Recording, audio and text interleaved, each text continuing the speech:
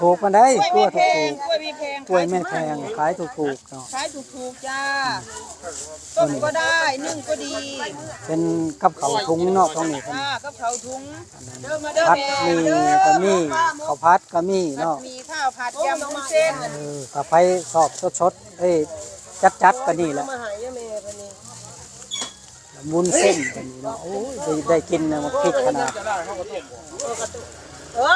มาห้างมืออื่นแน่นอนสั่งครับโอ้ยบ่บังละสิเอาอีกหั่น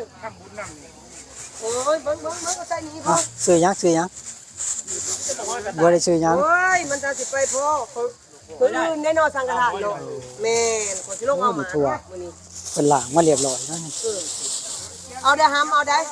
แนวกินแนวอยากมื้อนี้ท่านไปท่านอยากสวยให้แน่ท่านน้ำ มกอีหยังอันนี้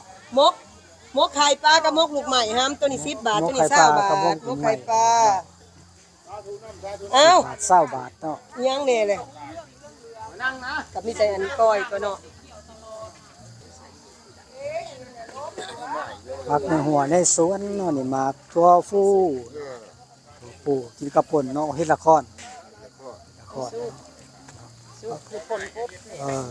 แม่นบ่โอ้นี่ปิ้งกบเฮ็ดละครคือกันเนาะช่วงนี้เฮ็ดละครออกบ่เนาะช่วงนี้เฮ็ดละครมันออกหลายเนาะ